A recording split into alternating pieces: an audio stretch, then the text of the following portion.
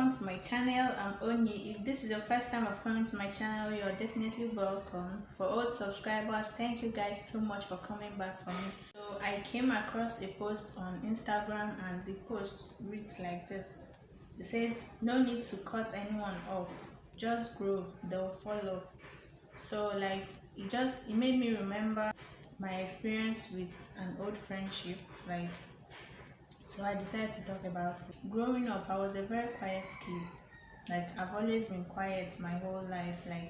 It got to a point where my parents had to put me in boarding school so that I would learn how to speak for myself and how to survive on my own. It was one of the major reasons why I had to go to boarding school. So, and in boarding school, I improved. So when I got to the university, I was definitely a loner. I didn't have any friend going there. It's not like all these people that you're a group of friends and then you get admission in the same school and all that. So it was never like that for me. So when I reached university, I was more of a loner. As time goes on, I started making friends, mostly my classmates, because those are the people I come in contact with daily. So they were all acquaintances, because it's just the kind of friends we were was just, hey, how are you, good morning, good afternoon, are you going to class today? It's strictly about classes. So later on, in the middle of my years in school, I suddenly became friends with this person. So I can't even remember how we became friends, but when you've always been alone and then all of a sudden someone is all over your case, someone is carrying your matter on their head. In school, there are cliques, these people are cliques, these 5 people, they are friends, always together and all those kind of things. So it has never been my case. I've never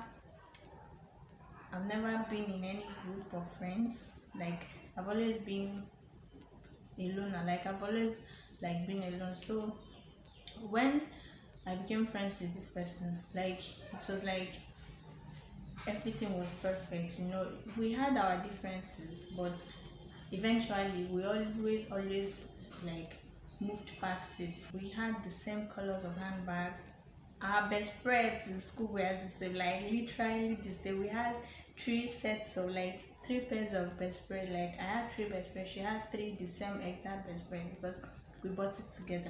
Everything was just on point. It made me feel so special. I was so excited to have this person and say that, hey, well, this person is my friend, and it was something new to me, and then I was enjoying the experience. So all these small behaviors that is when someone does the kind of thing to you, be like, how could you do this to me? All those small things, I was just always overlooking them, even the big ones. For example, at some point when you share a piece of information about you with a person in confidence, that person is supposed to keep it confidential. That person is not supposed to share it with, I don't know, some other person or something. Important personal information you get to share with somebody, and then you practically told them that this information should not go out. But the next day you end up hearing that same information from someone that in school. Once that person has that information, that means the entire school obviously has the information. People that just can't keep anything to themselves, once they hear about something, they must talk to their group of friends, and their group of friends will tell, all those kind of people now. So it happened the first time. I was overlooking it, because I was just basking in our friendship. So but then it kept happening. There are things that you just hear from outside, you hear about yourself and be like, Jesus Christ, how did this go? You're so sure, that, because naturally I keep to myself. So, and if I'm to share, if there's any information I share, I know the person I share it with, and that's my, I call her my best friend then. So it just kept happening, and at some point I was why is it that someone will tell you, don't say this to another person, you end up saying. But I just decided that I wasn't going to keep sharing it from, if there's something that is very personal to me, I'm not going to share it with her, since I know that she cannot keep keep things to herself. So that was like, I got used to not telling her stuff. So but then keep things just kept going out of hand. Like as we had all those, we had our handbags together, like everything, we had it together. If she cooks, she like I can go to her pot and collect. If I cook, she can come to my pot and collect. If I buy something, like I have to give her. There's no way I'll eat anything without giving her. Or if someone buys anything for me, I must give her. Like it was not a rule amongst us, but it was more like a rule. It's just something that we started doing, and then for some reason it just became like a rule, not in the strict sense per se. So it just continued like that. But it got to a point where, because we're in the same class, right, we study together. We always go to class in the evening to go and read our books. Like even during exams, we study together and all of that. But while writing exam, like they separate us in class.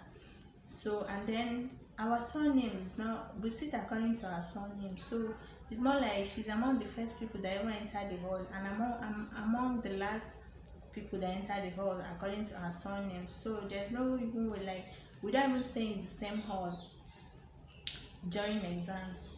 So but like after each exam, she already has my details. So whenever exams, like exam results are published, I'm always like, I always tell her to check for me. When it's time to check results, she's always among the first people to, like, she likes knowing what her grades are. So and she has my information. So whenever they say results is out, I always tell her check for me, because I don't like going through the like stress of going to like my heart to be beating you, because they always like paste it at the faculty board. So like it got to a point where she will check her results. When she come back to the hostel, I'll ask her what did I get. She'll tell me what did you get. She will be like, how come, for example, how come I got B and she got C? Like the first time this happened, like we laughed over it, because like I thought it was a joke. Oh my god, like we don't write exams together, we stay in different halls and we read together and all, but probably the way you answered your question is different from the way I answered mine, or maybe you didn't finish and I finished, or like there are so many things that can make two different students like get very different results. So the first time it happened, we laughed about it, because like in my head it was probably a joke, like she was actually joking.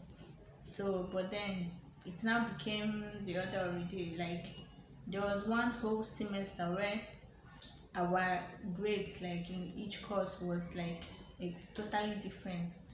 Is that she got, some of them she got higher grades than me, some of them I got higher grades than her. So anyone that I do better in, she'll like, because she's always the one checking her results, so she always tell me why did I get this one and she did not get. So like at some point I was like, what's all this thing about? She was my only friend, and if I stop being friends with her, who will I be friends with? Like I was so scared. Like I don't know why I was so afraid of like walking out of that our friendship. Like I was just so consumed in the friendship, because this is the first time I'm having someone I say this is my best friend, and whatever character she decided to exhibit, I was willing to like swallow everything. It doesn't matter. I just need us to be together. I just need someone that would say this is my friend. There was this particular semester, I think it was our fourth year. So like that semester was very critical. Like it was a very important semester, because if you fail any course that semester, that means automatic extra year for you. And everybody was studying hard, we too were studying hard, like we did everything we could. So after the exams, the results came out. So when she checked, she failed some courses, and I barely managed to pull through. Like I got C. So the course she failed, I got C. So like I noticed that her countenance towards me changed, and I tried to understand her, because one thing with me is I always make excuses for others. Like if you do something to me now, if you hurt me or anything, I'll try to find an excuse to validate that hurt, like to validate that your actions that caused me pain. So it was like that for me. So I was just like trying to make excuses for her. She started being, like she started being like her character just changed drastically. So I tried to understand that, but it just kept getting worse and worse. And then in 2017, like I had a million and one things going on for me. Like it was from one problem to the other. Like it just reminded me of that novel. They said one day one problem or something, or one day one week one trouble or so.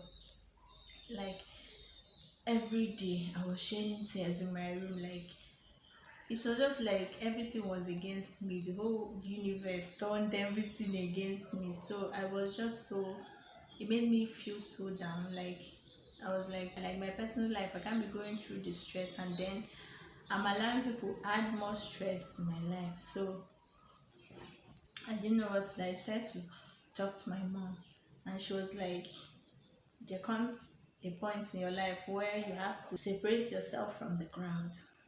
So that was what I decided to separate myself from the crowd. I was like, you know what, I'm scared of being alone. I'm scared of not having a friend that I can just with and go out with and all that. But in my mind I was like, it doesn't matter. I have to like protect my mental energy first before I can start looking for who to be friends with. So things just kept going from bad to worse. Like it was like it got to a point where I couldn't take it anymore. So I was like, I'm going to stay on my own. Like I decided to stay on my. It's not like I was quarreling with her. Like I couldn't like pinpoint the problem, but we just suddenly had this very like serious friction between us. I just wanted to sort out my problems one after the other because I had a lot of challenges then. So we still talked. Like if I see her, I'll be like, hey, how are you, and all of that. But I stopped going to her room. I just decided to stay on my own. Like I just decided to stay on my own, to be my own friend first, because it's when you're your own friend that you can be another person's friend. You can't give what you don't have. So that was how our friendship just, I don't know, it died a natural death, I guess, because before we knew it, we graduated from school and everybody went their way. So like we had to like go to law school now. So when I got to law school, because between the period between which we finished final exams and all this defense and law school, I think it was just 3 months interval a bit, or 2 months or so, either 2 or 3 months. So like she just kept crossing my mind. One day in law school, when we just like resumed law school, I decided to call her. Okay, when she picked up the call, the first thing she told me was, so you finally remembered me today. Like, so I was just like, how are you, how are you doing, how have you been? She said everything is fine and all that. So I was like, okay, that I just called to check up on her. She said, oh, this one I remembered her. Like he just kept making all those awkward comments, and like the thing just got me tired. So when I cut the call, I was like, you know what, I even like tried to communicate with you. Like I even tried to talk with you, and you still feel like you're like very important. Like you still feel like I'm the problem. Like I was your problem, or I am the architect of your problem. I don't know how to like put it, but there and then I decided that I was never going to call her again. Like I decided that that was it for me, because I know both of us were going through different things. Like we were going through life, okay, but you can't like, because the way she was sounding, it felt like she was blaming me for the things that were happening in her life. Meanwhile, I also have my own struggles that I was still trying to figure out. We've never been adults before. We were just trying to be responsible for our lives, and then you can't be putting all your own problems on my head. I'm someone's daughter too, I'm someone's child. You can't be treating me like that. So that was it for me. I decided to like scrap the friendship. So I decided not to call her again, and she never called me till today. So I guess what I'm saying is, first of all, I was really scared to leave that friendship because it was like I felt grateful that I had someone I could say that this is my best friend, and we did so many things together. Like we had so many things, like we had the same colors of handbags, the same, like we did practically everything together, and all of a sudden everything just changed. Like I wasn't ready for the change. I had to adjust to that change. And the next thing is I finally talked to someone because I felt like I was like, as a, I kept making up excuses for her. I felt like I was at fault. Meanwhile, I didn't do anything. So discussing it with my mom made me understand that nothing, like it was not my fault that she was treating me like that. It was not my fault. It's not about me, it's about the other person. It gave me courage to become my own friend. Like I had to be on my own for a really long time before I got to meet other people. So like it made me understand myself, because some of the attitudes or actions that I tolerated from her, if I understood myself, then if I was my own friend, then I wouldn't have tolerated it. Like it was not fair to me.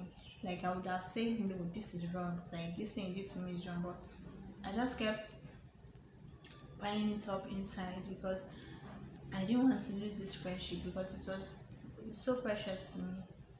So another thing was I was scared to leave the friendship, but I ended up meeting more amazing people. Like I ended up meeting more nice people that are still friends with me up to today. Like we don't talk every day and all that, but when we talk, it's like we've been together forever. So guys, that's my story. That's the end of my story. I hope if you're going through this kind of thing that I went through, you have the courage to walk away because it's not your fault. And if you know that you're the toxic person, you need to change. Okay, why not try to build yourself first, and then every other thing will fall in place. Everything eventually becomes fine. Like things always turn out to be fine. So don't worry yourself. Oh, so guys, have you had this kind of experience before? If you have, please can you share with us in the comment section. If you've not yet subscribed, please click the subscribe button. Don't forget to give this video a thumbs up. I'll see you guys in my next video. Bye.